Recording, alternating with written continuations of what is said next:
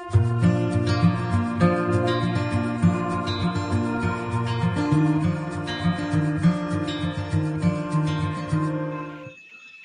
evening, everyone. I take immense pleasure in welcoming Subba Vaidyanathan, an engineer and business graduate by training.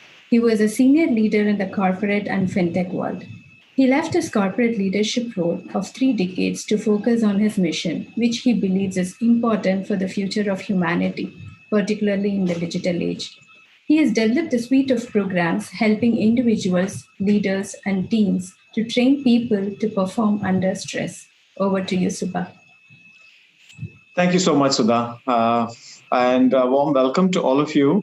Excited to be with all of you. I know I'm holding you back on a Friday evening, but I can assure you that it will be an exciting session that I've put together. I spent quite some time working on this for you to make this something which is unique for your kind of, what shall I say, community. I wanted to start by talking a little bit about a very personal story. The story of my life in the last 9 months. So March 13th was when I took my last flight and coming back to Singapore. And since then, I have stayed here, just like most of you would have, locked down. And you may or may not know that I run this business of mine through what we call today as an omni-channel business. So I have an immersive retreat center in Bali, which is completely shut down. And I used to run a number of live sessions all over Asia, which I don't do because in-person is also closed down. And I switched everything to doing live digital sessions during this time and have just now launched my fully digital program. It has been tough. It has been stressful. And some of the tools that I was encouraging people to use, I had to use a number of them in these times. So I worked with close to 5,000 people in these times, helping them to stay strong and stay on top of things, which is essentially all about the mind. What I realized is that people can tell us how to raise funding. People can tell us how to pivot our business or the need to pivot our business. People can tell us how we should retarget ourselves or reorient our segments that we are focusing on, how we should lead our teams. But if we can't manage ourselves in this time, it's very difficult to do everything else. I'm not saying that the others are not important, that knowledge is important, but we need to learn how to manage our mind, how to master our mind, how to balance our emotions and be on top of that. So that's what I'm going to share with you today. I've also seen during these times people who have really fallen off the cliff and extreme, people who have severe health issues. Yesterday, I was talking to someone very young. He's just 35 years old, and his blood sugar shot up.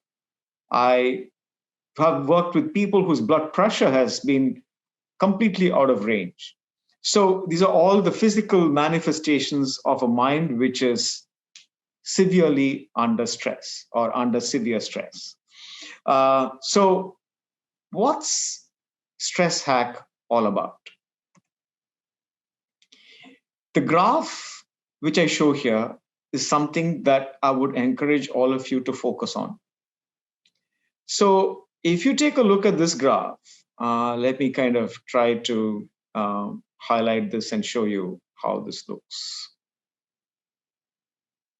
Yeah, here we go. So this is the normal graph with which we work. And you can see on the right side of the graph that there are points that we get, I'm freaking out, and the points at which we feel we are burnt out. The idea of building resilience and having a stress hack is about being able to move this curve, which is optimal performance curve, to the right, so that when you were getting freaked out, that now becomes your optimal performance. Or the point which was getting burnt, where you were getting burnt out in terms of stress, that point can become your optimal performance. So as you keep moving the curve to the right, your optimal performance can keep shifting to points of higher and higher stress.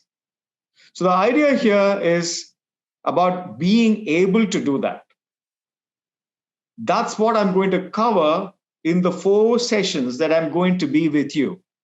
Each time, I'm going to walk you through a new tool that will improve your resilience, which means you are able to grow your ability to deal with stress, which means you grow as an entrepreneur because you're able to deal with larger and larger stress. You grow as a person and as a leader because you can still be calm and focused and make high quality decisions under higher and higher pressure. So that's what our journey is going to look like. Right? Now, I wanted to today bring your attention through a very interesting kind of example. Anyone recognize the sportsmen, athletes here? Of course, Roger Federer, MS Dhoni, and for those of you who are still thinking, the greatest athlete, that gymnast that America has seen, Simone Biles. So I wanted to just take a little bit time to talk to you about what made these athletes absolutely top performers. Let me start with Simone Biles. She's 23 and she's won 30 medals between the Olympics and the World Championship. Most medal gymnast in the history of American gymnastics. Now, she says her performance skyrocketed when she started using something which she calls a mental workout. Not just a physical workout, a mental workout. And she talks about a few things that she uses as part of her mental workout. So first thing she says, about a week or 10 days before a major event, she has someone who she calls as a safe space that she goes and has a conversation with. She uses journaling from the time she was a child. And she comes up with a competition day ritual that takes her through the day of the competition, something from the time she wakes up until the time she completes her competition, her event, if you will. So that's her kind of way in terms of getting a mental workout. Roger Federer says that when he started his career, he was a hot-headed guy. But we all know him to be a gentleman. And we see his politeness, his ability to handle pressure, that always the camera focuses on his face when the pressure is very high and he shows no expression. And he says, my ability not to get upset is what has raised my performance. My ability not to get upset, which means to keep in control of my emotions. That is what has consistently raised his performance. Remember this statistic, lesser known statistic. He has lost 11 Grand Slam finals. I'm not talking of what he won, I'm talking of what he lost. And there are many athletes or tennis players who have been destroyed by just losing one. So if somebody can lose 11 and still be a top tennis player, that speaks volumes about his ability to manage his mind. Captain Cool, as MS Dhoni is called, arguably the world's best wicketkeeper, batsman, and captain, one of the most successful captains for India, having won almost all the silverware that one can aspire to. And he speaks that I do get frustrated too. I do get angry. I do get upset. But I have trained to manage my emotions better than anyone else around me. And that's what helps me make quality decisions on the field under high pressure. And that's what gets me and keeps me going and keeps me growing. To me, I call this as rituals. Rituals that all of these athletes have to hack their stress. So, what is a ritual? In my mind, a ritual is something that we develop knowing that there is going to be stress. It could be a very important meeting. It could be a client meeting, an investor meeting, a team meeting, and you know a day where this is going to be really stressful because you're having a funding situation or a client situation, or there's been a failure of your product. Could be any one of these. But giving attention to your ritual is what will make sure that you are at your best during the time of high stress. So you prepare yourself proactively for that moment of high stress. My question to you is, what's your ritual? Do you have a ritual today that prepares you for your event, that prepares you for your race day, that prepares you for that high stress meeting, that high stress day? Because if you don't, you are going to come under tremendous pressure during the meeting, during the day, and that may not land up being your best day. You may not make the best decisions. Times of COVID, we are making choices in life and at work and for our business, which can decide the future of our business and our own futures too. So that's why rituals are super important, so that we stay on top. We find our own way to stay on top. What's my ritual?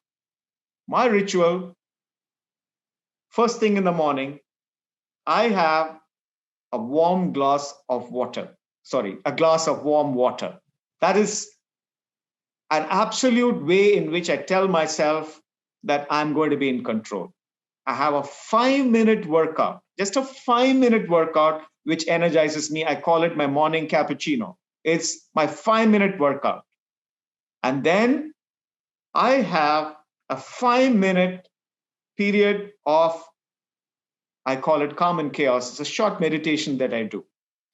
Just with these three, I'm able to prepare myself for the day. Now, if I have a very important day, then I also do some writing and preparing for that particular meeting, and also how I go to bed the previous night and get a restful night. Even if it's just 6 hours, I make sure it's a restful night. So, what's your ritual? Develop your ritual. Think about what's your race day and meeting ritual.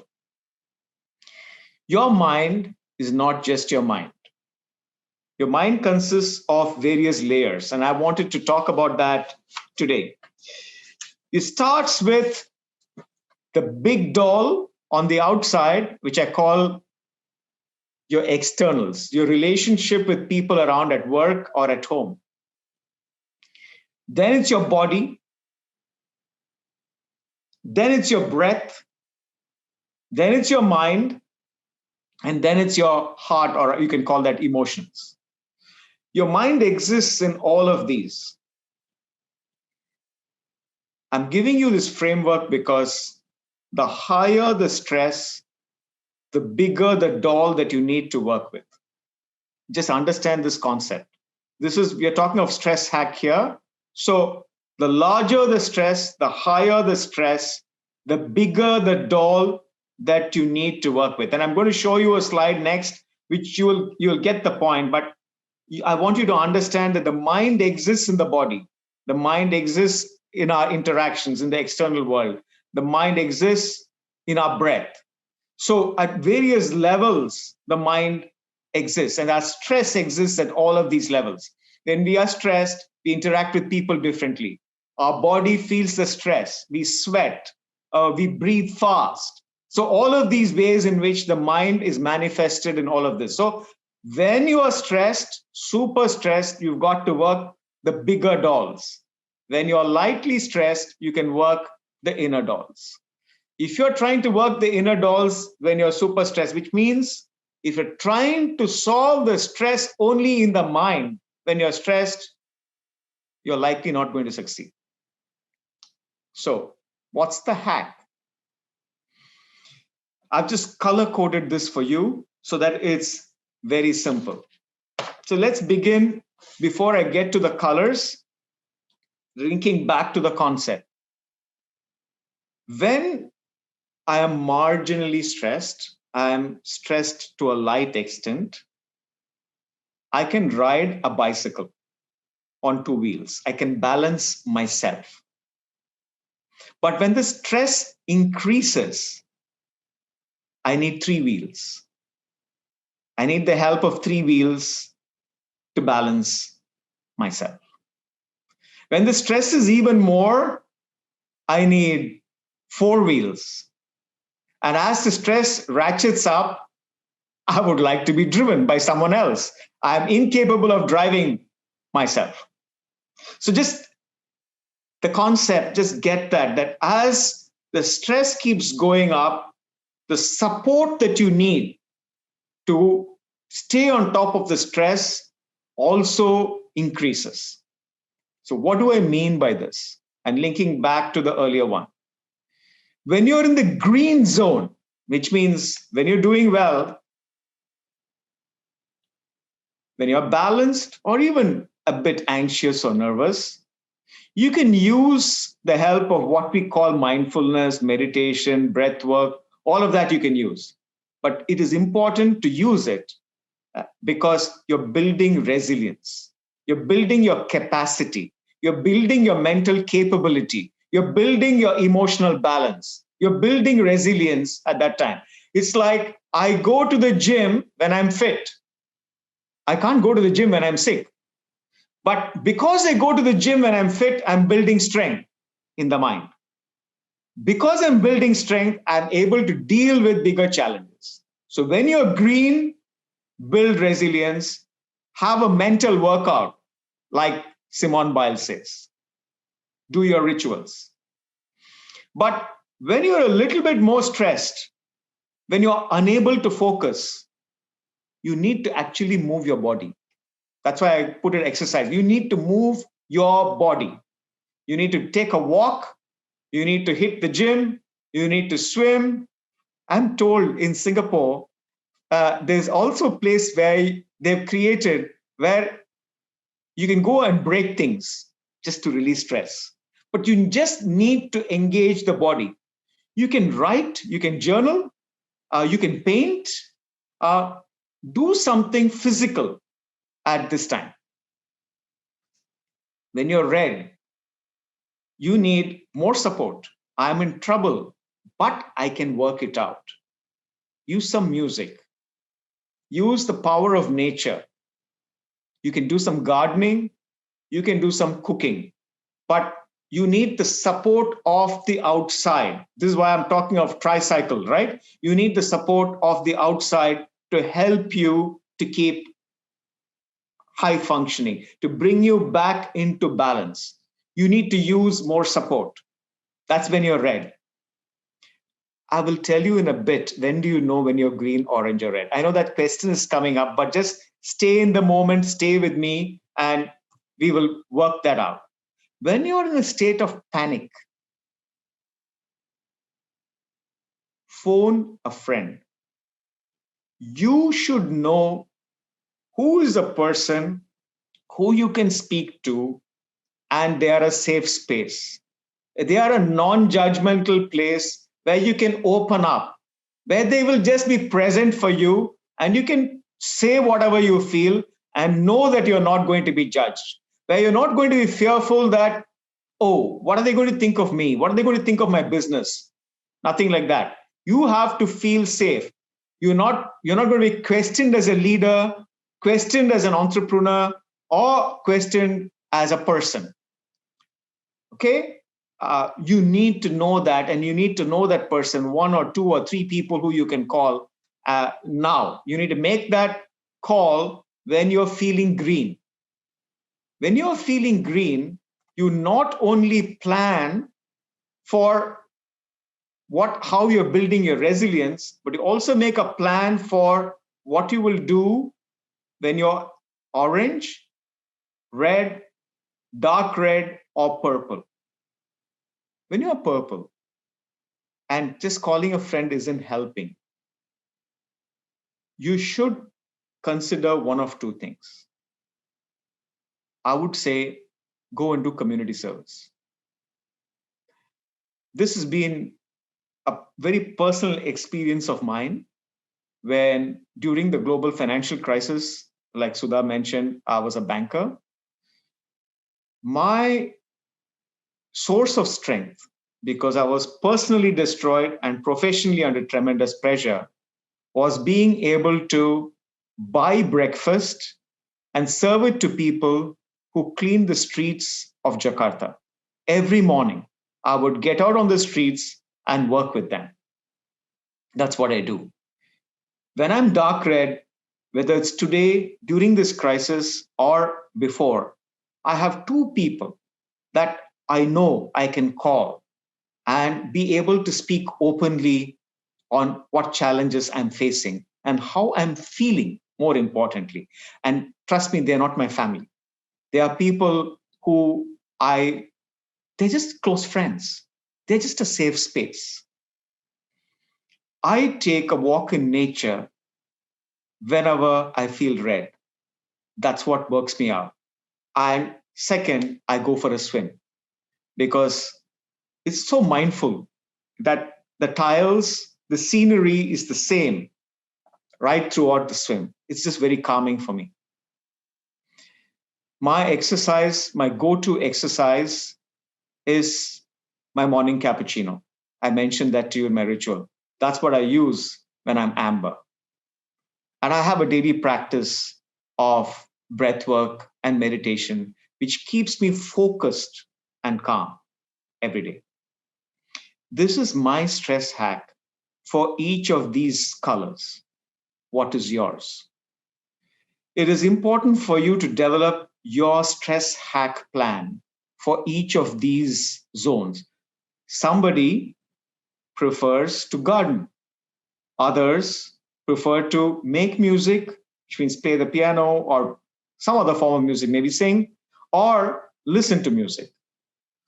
I need you for each of these colors to think of your hack. You need to develop a hack which is personal to you. Before we go there, I want you to know your colors, right? So, how do you know your colors? When you're feeling green, it will be in the mind. When you're feeling amber, it will be in your breath. When you're feeling red, you will be sweating, you'll be feeling it in your body. Your chest may become tight. When you're feeling dark red, you cannot function. You may not be able to do anything. And when you are purple, you can't get out of bed. You just want to hide and the world to go away. Kind of, for each of us, it's important to recognize and become aware, not just to say my wearable device will tell me whether I'm in green, amber, Red, dark red, or purple. Wearables don't tell you that, not yet, at least. Maybe someday they will find an AI to tell you which color you are in. But I think it's important for us to recognize this the same. Remember the dolls, the Russian dolls that I showed you. You should be able to recognize this in your mind. That means in green or amber. In your breath, which means it's hitting red, dark red, your body, and purple, you can't function. So at various levels, you should know which color you are in based on how you're feeling. And based on which color you are in, you should have a plan. Know your colors, which means know how you will feel when you are in different colors. Have a plan for every one of those colors, your personal plan, your hack, if you will. So have a personal color plan. Develop your rituals for race day, for event day, for high pressure days. You should have a ritual. I will share this also with you. Michael Phelps, famous rituals. From the time he goes to bed the previous night until the time he jumps into the pool, everything is rehearsed. He knows what he's going to do before he sleeps, what food he's going to have, and as soon as he wakes up, what he's going to do, what he's going to eat for breakfast, at what time he starts wearing his clothes, his attire for the race, what is the playlist that he's listening to, up until the moment he steps up, removes his jacket, everything is rehearsed. He knows his ritual, and he knows that when the ritual happens, the race is going to be predictable, that he can be on top of it. And that is why in the Beijing Olympics, on his favorite event, even though water went into his goggles and he was blind, he swam blind, and he still won gold. So develop your own match day, event day, race day ritual. Both the plan or your hack and your ritual, which is also a hack, should be done when you're in the green zone, right? Before I hand this over back to Sudha and to yourselves for questions, I wanted to say this to you. We all try to make the perfect plan, develop the perfect ritual.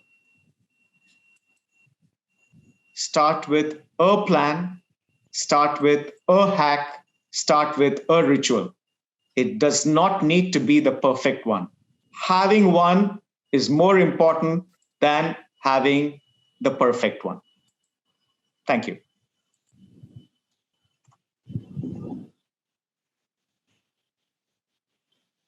Any questions? Please type your questions in the Q&A section. Here is the first question, Subba. Yes. Being an entrepreneur, the personal life takes a back seat. In this new normal, most of us are working from home with no definition of time. How do we balance? How to draw a line between work and family? I think it's important. I would tell you that the word for this is boundaries. But I also know as an entrepreneur that we are so passionate about the business that sometimes we can't stop thinking about the business. Our adrenaline level is high. It's difficult to go to bed and to sleep. And it's difficult to stop working. So my advice to everyone is you have to cheat the mind.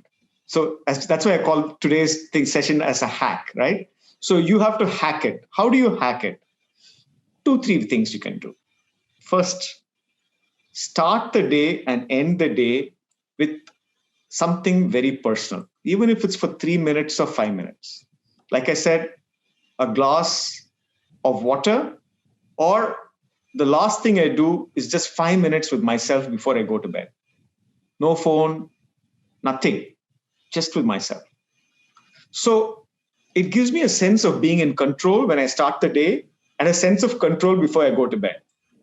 Maybe it's a hack, maybe it's a cheat, but that's what it is. I also do something after lunch. I pretend to have a nap. I don't actually sleep, but I take 10 minutes to just close my eyes. So this kind of is a boundary that I set, but this 20 minutes, which is the 5, 10, 5,